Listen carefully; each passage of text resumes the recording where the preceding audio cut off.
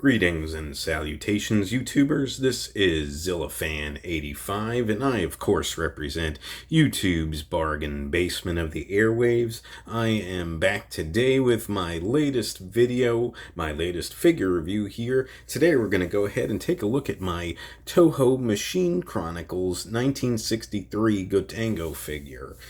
Definitely was looking forward to getting to this one. I've reviewed a few of my Toho Machine Chronicles figures in the past, so definitely glad to carry on. I've got a good chunk of the set, minus a few that I just didn't really see a fit for in my collection. But anyways, nonetheless, so was definitely happy to have this one. I also did recently finally get to see the film Atragon, which is what this version of the Gotengo is from, the 1963 version, the Showa version. So, again, it was an interesting movie. It was cool to see Manda's first appearance.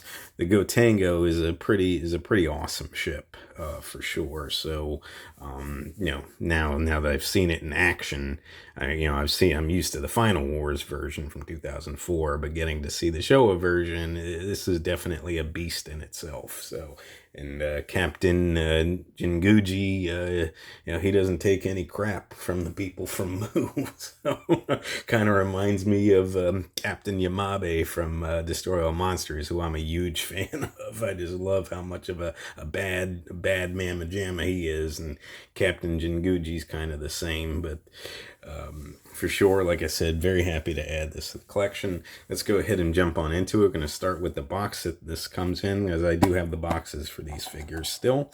So this is just the generic image. It's the same. This is Wave 1 that this figure is from, and they just use the Gotengo image for all the boxes on this, so it's par for the course here.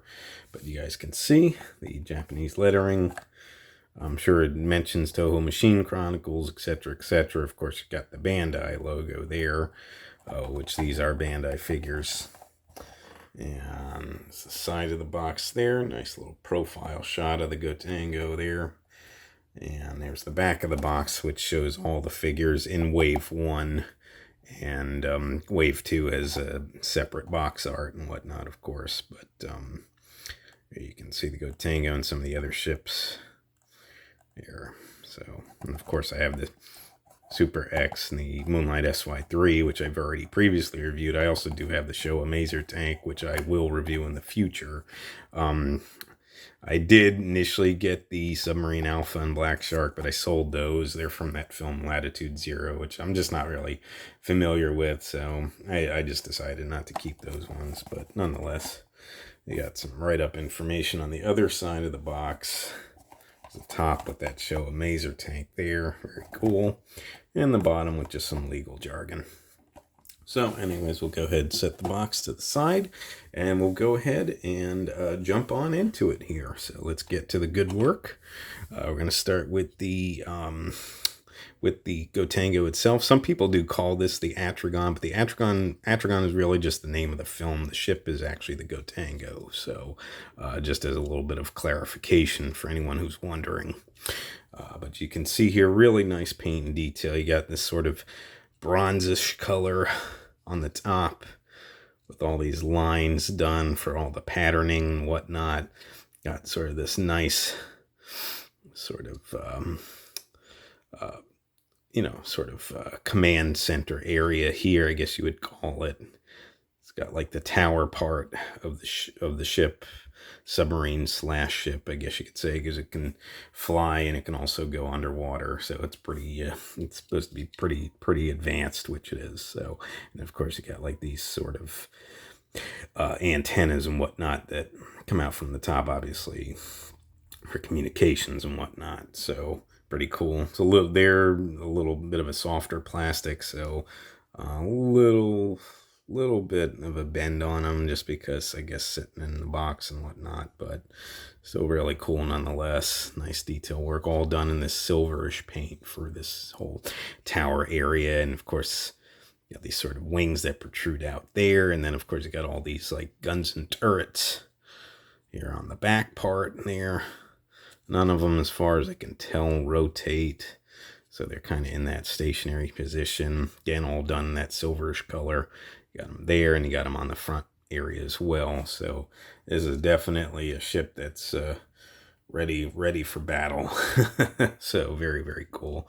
Got the nice sort of like window patterning along the sides of the ship there. See all that etched in very nicely, along with some nice design choices there they captured. And it's pretty film accurate too, this figure here. So it pretty much is as the Gotengo appears in the film. You see you got that patterning with like the windows and whatnot on this side of the ship as well. Again, with all those designs on there. Nice little rivets here on the top as well. All this done in this sort of like, sort of grayish, silverish paint scheme, I would say. Like a gray silver, basically. Or a dulled out silver, if you will. But very cool nonetheless. And then, of course, on the lower portion of the ship, you got it done in this reddish, like a deep red paint scheme. You can even see a little bit of a wash, like a black wash on it, just to give it some more highlights of detail on there. Very, very cool looking. Got the wings in the front and the rear here. And again, done in that deep red. Very, very cool. Hopefully you guys are picking all that up. And of course, you got that rear fin as well. I almost forgot to mention that's, of course, done in that grayish silver. So very, very cool. You got the sort of rear rocket rotors, rockets. That would, of course, have the flames firing out when the ship is in motion, of course. And that sort of... So you got the top... sort of fin there, and then of course the that sort of a dorsal fin on the underside as well. And this one done in the, whereas this one is the grayish silver, this one's done in that deep red for the two tail fins. You got the top side and the bottom side. So very, very cool looking. Really, really like it. And of course on the bottom as well, you got all these notches done here as well. And these lines that go down here that protrude out and go down here with definitely, you can see like a black border around the red there on the bottom. So very, very cool design. I really, really like it, like I said. And then of course, getting to the famous drill portion of the Gotengo here, really captured well. You got that spiral look. This done in sort of like a bronzish color, so similar to this top portion here. You got the that sort of rotor there, if you will. Oh, very, very cool here again. And then more of that, like I said, it's like that bronzish color, I would say, here for the for the drill portion, with that sort of three-tipped point that it comes to at the end there. And again, detailed very, very nicely. And again, you got some black paint done as well in between the bronzish spirals for the drill. So again, really, really nicely captured detail. You got more of these sort of I guess they're kind of like gears almost here. You got the outline of them there, and a bit of that bronzish color with then mixed in with the red, and then of course the gear on the top as well. So very, very cool though, folks. I really, really like it. And so that pretty much covers it for the paint and the detail work. As far as articulation, this pretty much is just a stationary piece. I thought maybe the drill rotated, but I don't seem to be able to get it to move, so I don't believe that it does. So it is pretty much just a stationary piece as is, but still very, very cool nonetheless. And beyond that, though, as far as accessories, if you want to call it accessories, goes, it does come with a base, as you guys can see here. So you got the base here with these two pedestals come out, the support arms, if you will, and these actually do pop into place. So as you guys can see there, you can actually I can even rotate these, but yeah. And where the sort of pedestal portion is here with the support arms. And then, of course, just a plain Jane black paint scheme for it, but you got the trademark information on the bottom, 1963, and then 2003 when these Toho Machine Chronicles figures were actually released, and of course the Toho Company Limited trademark information underneath, and of course the B China, Bandai China. So make sure that you guys can see all that. Very, very cool though nonetheless, and like I said, so just as a display base, so the Gotengo just sits right on it and you can have it sitting pretty on a shelf. Very, very cool. So let's go ahead though, let's take a look at sizing. Start with my handy dandy ruler. And let's take him off. Let's take the ship off and let's go ahead and look at the base. So the base itself sits right about, you guys can see they're right about 3.5 inches, I would say. That's from end to end on the base. The Gotengo itself's a little longer. That one sits just about, I'd say about 4.5 inches in length. So these aren't the largest figures, these vehicles, but they are still really, really cool to have in the collection nonetheless. And I think it's, for what it is, it's certainly a decent size, so I'm happy with it. Let's go ahead and I'll put the ruler back, put this guy back on here, and we're going to do a size comparison with his opponent from the film.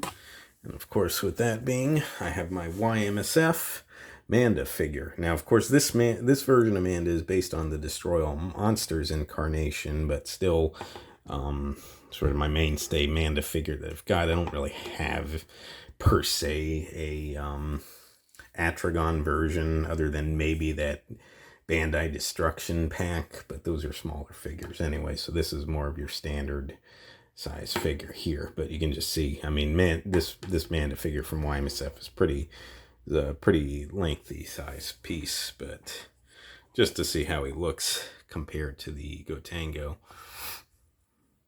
So it's a I mean, even though, yeah, again, this is the Destroy All Monsters version, it's still a cool pairing nonetheless, I think, even if he's a bit long for the Gotengo.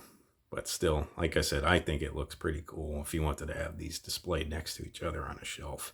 Can't go wrong, folks. So let's go ahead and bring Manda off to the side. And as far as pricing goes, now again, these Toho Machine Chronicles figures, these were released back, like I said, in 2003. I believe both waves.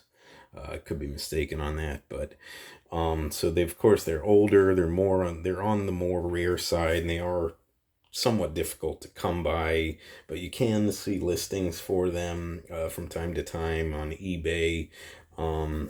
They are, for what they are, they're a bit on the pricey side, but so like the Gotengo here, I've seen it usually going for about $30 and up. Like I said, that's a bit on the pricey side, but still, it is a cool piece nonetheless. If you're going to try to get like the whole set, for example, you're going to be paying well over $100, probably more than $150. So you got to keep that in mind. So it just depends on what you guys are looking for.